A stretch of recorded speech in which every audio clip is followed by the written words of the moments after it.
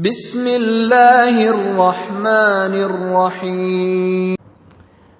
Hadirin jamaah Jumat rahimakumullah. Hari ini kita merayakan Idul Adha 1446 Hijriah. Pada momen Idul Adha ada satu syariat yang sangat dianjurkan oleh agama kita, yaitu syariat kurban atau menyembelih hewan kurban. Kurban dalam bahasa Arab artinya dekat. Dalam pengertian khusus, kurban adalah menyembelih hewan yang telah memenuhi syarat pada waktu tertentu dengan niat ibadah karena Allah Ta'ala. Dalam masalah kurban ini memang ada beberapa istilah atau nama yang digunakan untuk tujuan yang sama. Yang pertama sering disebut dengan kurban. Dari kata qoroba akar katanya yang artinya dekat.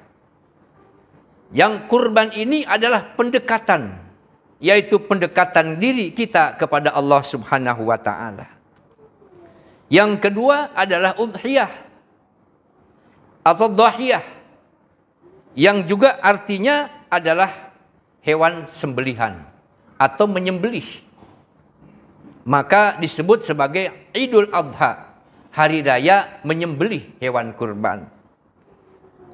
Di dalam Al-Quran yang ketiga disebut An-Nahr, yang artinya mengalirkan atau mengalir, yaitu mengalirkan darah hewan, yaitu darah hewan kurban. Maka di dalam Al-Quran disebutkan, Inna a'toina kal kautsar fasholli li rabbika wanhar.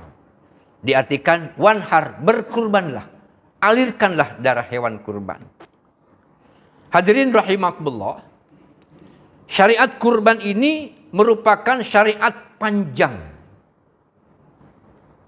Sejarah panjang daripada syariat para nabiullah. Bahkan di dalam Al-Quran pun ditegaskan, walikulli ummatin ja'alna mansaka liyadhkuru ismallah ala ma razaqahum min bahimatil an'am. Dan bagi tiap-tiap umat telah kami syariatkan penyembelihan kurban, supaya mereka menyebut nama Allah terhadap binatang ternak yang telah dirizikan Allah kepada mereka. Al-Hajj 34. Bahkan kalau ditelusuri, sejarah daripada kurban itu sudah ada sejak Nabi Adam. Sebagaimana ayat Al-Quran yang artinya, ceritakanlah kepada mereka kisah kedua putra Adam, yaitu Habil dan Kabil, menurut yang sebenarnya. Ketika keduanya mempersembahkan korban, maka diterima dari salah seorang dari mereka, yaitu Habil, dan tidak diterima dari yang lain, yaitu Qabil. Qabil berkata, aku pasti akan membunuhmu. Habil menjawab, sesungguhnya Allah hanya menerima korban dari orang-orang yang bertakwa. Al-Maidah 27. Nah, hadirin rahimakumullah, kurban yang disyariatkan kepada umat Islam, kepada kita, adalah syariat yang berawal dari Nabi Ibrahim alaihissalam, yang diperintahkan untuk mengorbankan, untuk menyembelih anaknya, yaitu Ismail, yang kemudian oleh Allah Subhanahu wa Ta'ala diganti dengan seekor kibas yang besar. Hadirin rahimakumullah, lalu apa nilai dan pesan-pesan yang mesti kita ambil daripada syariat ini? Yang pertama, ibadah kurban mengajarkan kepada kita untuk berkorban atau memberikan sesuatu yang terbaik dan yang kita cintai di hadapan Allah Subhanahu wa Ta'ala. Memberi yang terbaik. Dicontohkan oleh Ibrahim alaihissalam yang dengan ikhlas mengorbankan anaknya Ismail. Anak yang ia nanti-nantikan kelahirannya. Anak yang ia besarkan dengan seluruh pengorbanannya. Tetapi kalau itu perintah dari Allah, tidak ada keraguan. Dia laksanakan penyembelihan itu. Meskipun oleh Allah yang Maha Rahman dan Rahim, dia ganti dengan seekor kibas. Mengapa kurban Kabil ditolak, sementara kurban Habil diterima oleh Allah Subhanahu wa Ta'ala? Kurban Kabil ditolak oleh Allah karena dia mempersembahkan sesuatu yang buruk-buruk yang ia berikan kepada Allah. Kabil terkenal sebagai seorang petani sukses. Tapi ketika berkorban, dia hanya mempersembahkan buah-buahan yang sudah asam dan busuk-busuk. Maka ditolak oleh Allah. Sementara Habil adiknya diterima oleh Allah. Dia adalah seorang peternak sukses. Dia mempersembahkan seekor kambing yang paling besar yang ia punyai. Maka kemudian oleh Allah diterima korbannya. Dia telah memberikan sesuatu yang terbaik di hadapan Allah Subhanahu wa Ta'ala. Kita bertanya kepada diri kita, apa yang sudah kita persembahkan kepada Allah? Apa yang sudah kita berikan yang terbaik di jalannya? Kita kalau meminta kepada Allah, segala macam kita minta. Dari A sampai Z kita minta. Tapi kalau kita memberikan di jalan Allah, kita selalu mencari yang termudah, termurah, terpraktis. Kalau kita minta, sangat maksimalis. Kalau kita memberi, sangat minimalis. Inilah kebodohan kita dan kejahilan kita. Kita simak perjuangan orang-orang terdahulu kita. Nabi Ibrahim alaihissalam, selain diuji untuk menyembelih anak kesayangannya, dia dibakar di dalam api oleh Raja Namrud. Karena mempertahankan keimanan. Nabi Zakaria disembelih. Karena mempertahankan tauhid. Imam Malik dipenjara. Diikat dan dicambuk oleh penguasa yang zalim. Sehingga sendi-sendi tulangnya nyaris terputus. Karena mempertahankan keyakinan. Imam Syafi'i dipenjara karena fitnah. Bahkan ia disuruh berjalan kaki di terik padang pasir selama 2 bulan dari Yaman ke Baghdad. Subhanallah. Abu Hanifah wafat lantaran dipaksa untuk meminum racun. Hasan al-Banna diberondong tembakan. Sayyid Qutb wafat di tiang gantungan. Profesor Dr. Hamka mendekam bertahun-tahun di dalam penjara, bahkan disiksa di atas kursi listrik karena membela kebenaran dan kejujuran. Maka apa yang sudah kita berikan untuk agama, untuk nusa dan bangsa kita? Hadirin rahimakumullah. Setidaknya ibadah kurban telah mengajarkan kepada kita semuanya agar kita berkomitmen untuk berjuang, berkorban dan membela agama Allah dan mempertahankan keyakinan kita. Kebajikan yang sempurna apabila kita telah memberikan sesuatu yang terbaik, memberikan rizki yang kita cintai. Sebagaimana di dalam Al-Quran surat Ali Imran ayat 92. Yang artinya, engkau tidak akan memperoleh kebaikan yang sempurna sehingga engkau menafkahkan sebagian rizki yang engkau cintai, dan apa yang engkau nafkahkan dari sesuatu itu sesungguhnya Allah Maha mengetahuinya. Memang hewan kurban bukanlah esensi daripada kurban itu sendiri, tetapi sebagai simbol semangat untuk berkorban dan berkorban sebelum kita mengorbankan yang jauh lebih besar daripada itu. La yanalallaha luhumuha wala dima'uha walakin yanaluhu taqwa minkum. Daging-daging kurban itu dan juga darahnya sekali-kali tidak akan dapat mencapai ketakwaan kepada Allah. Tetapi ketakwaan kamulah tidak akan sampai keridhaan Allah, tetapi ketakwaan kamulah yang akan sampai kepadanya. Tapi hadirin yang berbahagia,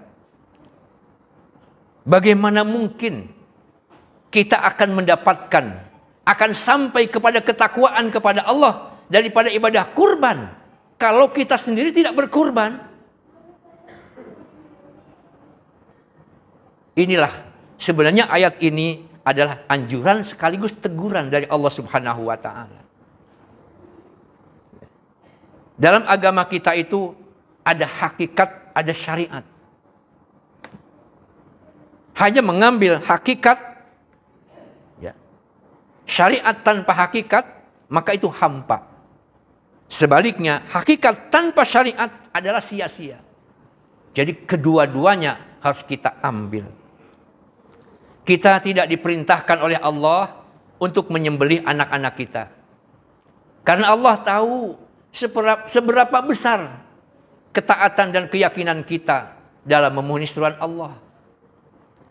Apabila itu diperintahkan oleh Allah, maka akan banyak hujan protes kepada Allah. Ya Allah, tidak adakah ujian yang lebih ringan? Ya Allah, tidak adakah ujian yang lebih ringan daripada menyembelih anak-anak saya?